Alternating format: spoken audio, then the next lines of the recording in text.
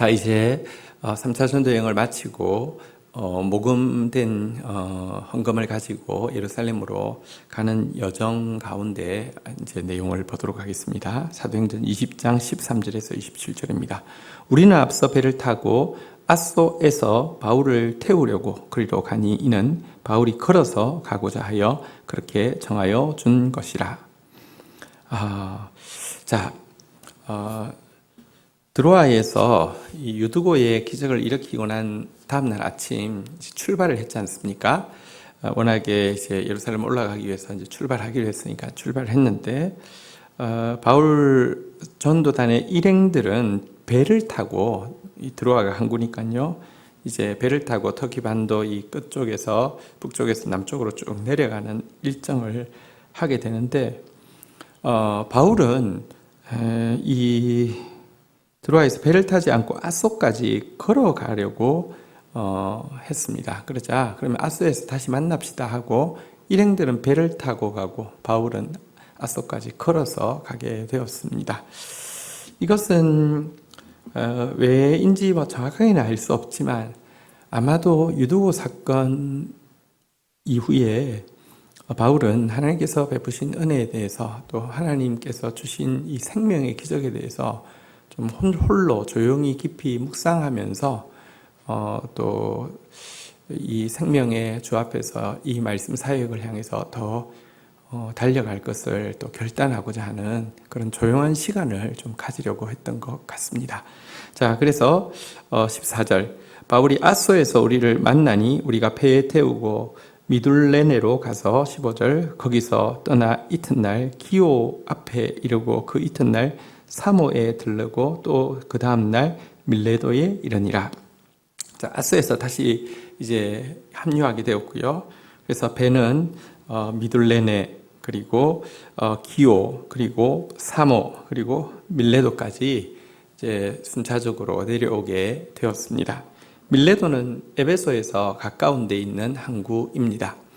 자, 밀레도에 도착했을 때요, 16절 바울이 아시아에서 지체하지 않기 위해 에베소를 지나 배 타고 가기로 작정하였으니 이는 될 수 있는 대로 6월 오순절 안에 예루살렘에 이르려고 급히 감이더라.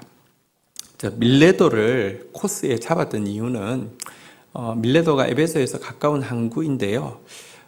이제 에베소 지역으로 다시 들어가지 않고 에베소 성도들에게도 가까운 밀레도에 잠시 기착할 때 그곳에서 에베소 교회의 지도자를 만나기 위해서 이 코스를 잡은 것이고요. 또 그렇게 한 이유는 이제 그 6월절은 지났지만 무교절 절기를 이제 보냈지 않습니까? 오순절 전에는 꼭 예루살렘에 도착하고 싶어서 시간을 좀 빠듯하게 잡고 밀레도에 도착했다라는 내용입니다.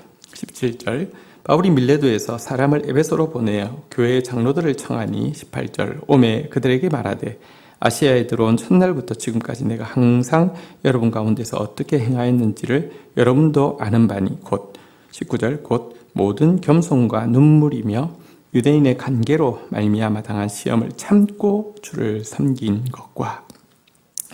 자, 바울은 밀레도에서 이제 에베소 교회의 장로들을 청하여서 모았습니다. 그리고 그들에게 사실은 이제 어떤 의미에서는 좀 유언적인 그런 그 부탁을 이제 하고 있습니다. 에베소 교회는 긴 시간 동안 2년 반 동안 이곳에서 사역을 했고 또 이 사역을 통하여서 세워진 참으로 그 견고한 교회이지 않습니까? 그 지도자들에게 이야기하기를 첫날부터 지금까지 내가 항상 여러분 가운데 어떻게 행했는지 여러분들 알지 않느냐라고 하면서 자신의 행위를 3가지를 이야기합니다. 첫 번째는 모든 겸손이고요. 두 번째는 눈물이고요. 세 번째는 유대인의 관계로 말미암아 당한 시험을 참고 주를 섬긴 것. 달리 이야기하면 인내라고 할 수 있습니다. 겸손, 눈물, 인내에 대해서 여러분들도 보았고 알고 있다라고 내가 주를 섬기는 3가지 방편은 겸손과 눈물과 인내였다라고 고백을 하고 있습니다. 여러분, 겸손. 바울은 자신이 주의 종임을 알았습니다. 종이 어떻게 주인 앞에서 한시라도 자기를 높일 수 있겠습니까? 그래서 그는 철저하게 겸손했습니다. 눈물은 사실은 좁고 이기적인 사람에게는 찾아볼 수 없고요. 사랑이 많은 사람에게서 찾아볼 수 있습니다. 그는 사랑 때문에 자기 문제가 아니라 지체들을 향한 사랑 때문에 넓은 마음 때문에 한없는 눈물을 흘리면서 사역을 해야 했고요. 마지막으로 인내인데요. 여러분들 유대인의 관계로 말미암아 많은 시험을 당할 때마다 분노할 수도 있고 막 격노할 수도 있고 증오할 수도 있을 터인데요. 여러분 그럴 때마다 그는 참았다라고 이야기하고 있습니다. 사실은요, 이 인내하면서 기도하면서 맞섰는데요. 사실은 그 분노하는 것보다 인내함으로 기도하는 것이 훨씬 더 강한 방법입니다. 이것에 대해서 바울은 원수의 머리에 숯불을 놓는 것이라고, 원수를 위해서 선대하고 그를 위해서 기도하는 것은 원수의 머리에 숯불을 놓는 것이라고 하면서 지금 말로 하면 적에게 화염 방사기를 쏘는 것과 같다라고 하면서 가장 강력한 싸움이다라고 이야기를 했는데요. 이것은 우리가 또 주를 섬김에 있어서 꼭 가져야 하는 세 가지입니다. 겸손, 눈물, 인내. 자, 이제 이어지는 내용을 보겠습니다. 20절, 유익한 것은 무엇이든지 공중 앞에서나 각 집에서나 거리낌 없이 여러분에게 전하여 가르치고, 21절, 유대인과 헬라인들에게 하나님께 대한 회개와 우리 주 예수 그리스도에 대한 믿음을 증언한 것이라. 자, 그리고 이 세 가지 자세를 가지고는요, 유익한 것은 그들에게 필요한 진리에 대해서는 공중 앞에서든지 각 집에서든지 거리낌 없이 망설임 없이 타협하지 않고 복음을 전했다라고 가르치고 있습니다.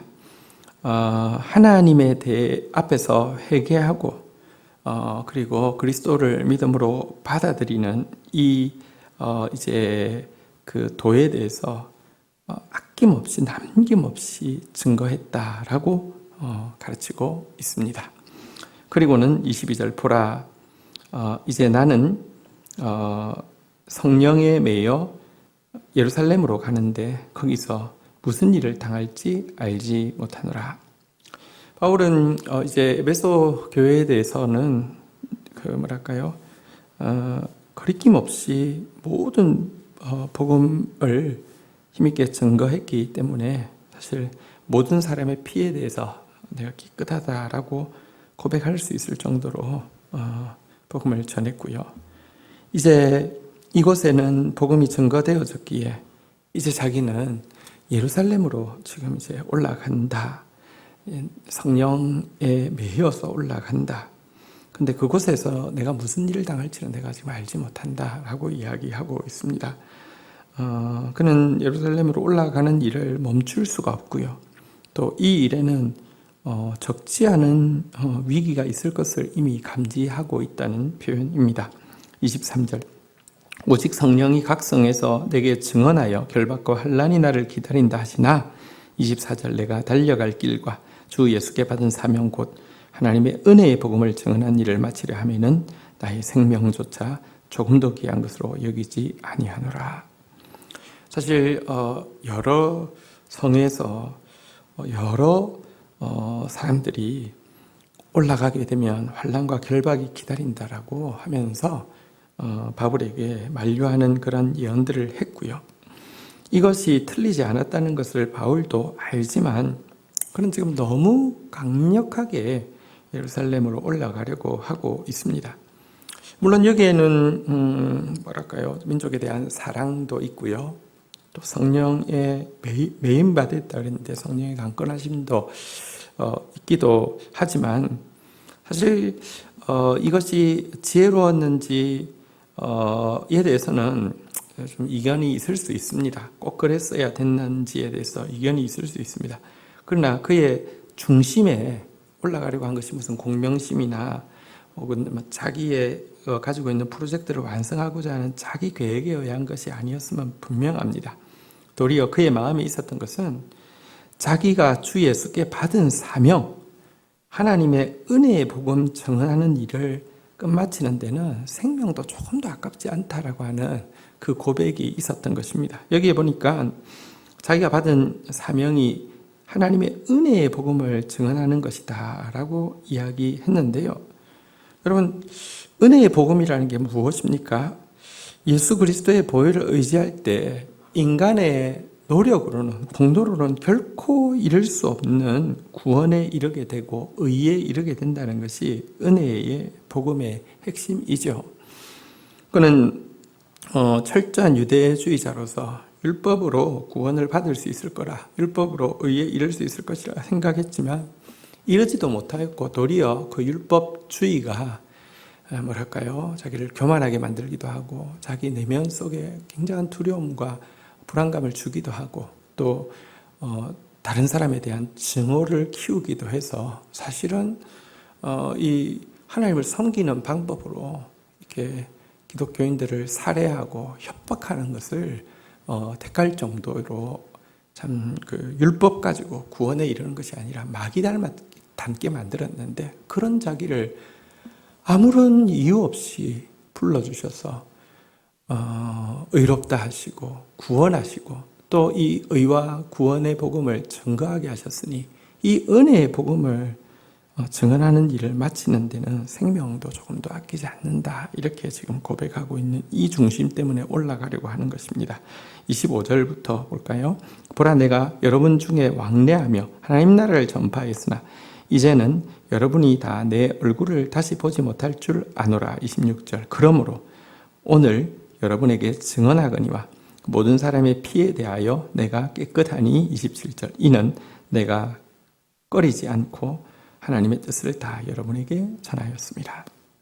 자, 그러면서 바울은 이제 내가 여러분들의 얼굴을 다시는 보지 못할 것 같습니다 라고 이야기를 하고 있습니다. 그렇지만 내가 하나님 주신 말씀은 남김없이 전했기 때문에 여러분 모두의 피에 대해서 내가 깨끗합니다 라고 고백을 하고 있기도 합니다. 그러면서 그가 2년 반 동안 에베소에서 증거한 복음의 내용을 한 단어로 내가 여러분 중에 왕래하며 하나님 나라를 전파하였으나 라고 이야기하면서 하나님 나라가 2년 반 동안 그가 전한 복음의 요약이라고 이야기를 하고 있습니다. 위에서는 은혜의 복음이라는 단어가 나왔다고 하면 여기서는 하나님 나라라는 단어가 나왔습니다. 구원의 핵심은 내 개인이 죄사함 받고 또 이렇게 구원받는 것으로 국한되어서는 안 됩니다. 궁극적으로는 온 땅에 하나님의 통치가 이루어지고 하나님이 친히 다스리는 의와 평화와 기쁨의 나라가 도래하는 것이 복음의 핵심입니다. 온 세상이 신음하고 있습니다. 기후 변화로 인해서 온 세상이 신음하고 있고요. 전염병으로 인해서 온 세상이 신음하고 있고요. 또 이기적인 각 개인들 이익을 추구하는 모습 때문에 개개인 간의 국가 간의 고통이 있고요. 여러분, 이 신음하고 있는 이 피조 세계의 의와 평화와 기쁨에 하나님 나라가 도래하는 것만이 이 땅의 유일한 희망입니다. 그 하나님 나라가 도래하는 길을 보여주는 것이, 그리고 하나님 나라가 도래하고야 말 것이라고 하는 약속을 확신시켜 주는 것이, 또 그 나라를 위해서 동력하도록 능력을 주는 것이 복음의 내용이라는 것입니다. 주신 말씀 붙잡고 기도하며 나가도록 하겠습니다.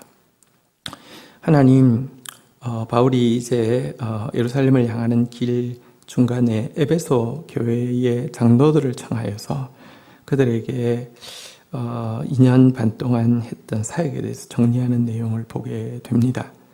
바울이 겸손과 눈물과 인내로서 주를 섬긴 것에 대해서 간증하였습니다. 저희도 정말 겸손과 눈물과 인내로서 주를 섬기는 사람 되어지게 하여 주옵소서. 바울이 꺼리지 않고 하나님의 뜻을 다 전하였다고, 개인 앞에서든 공중 앞에서든 다 전하여 회개와 믿음의 도를 증거하였다고 증언하고 있습니다. 저도 말씀 사역을 함에 있어서 공중 앞에서든지 개인에게든지 꺼리지 않고 주께서 하라고 하신 말씀 담대히 다 증거하여서 모든 사람의 피에 대해서 깨끗하다고 증언할 수 있는 사람 될 수 있기를 원합니다. 또한 바울이 환난이 기다리고 있음을 알면에도 불구하고 하나님의 은혜의 복음을 증언하기 위해서 생명을 거는 장면을 보게 됩니다. 우리도 동일한 은혜의 복음을 받았을진데 이 복음 앞에 생명을 거는 자 되어지게 하여 주시며, 바울이 하나님 나라를 전파하고 있는데 모든 피조물들이 온 세계가 신음하며 기다리고 있는 하나님 나라를 꿈꾸며 또 소망하며 확신하며 헌신하는 저희들 되게 인도하여 주옵소서. 예수 그리스도의 이름으로 기도 올립니다. 아멘.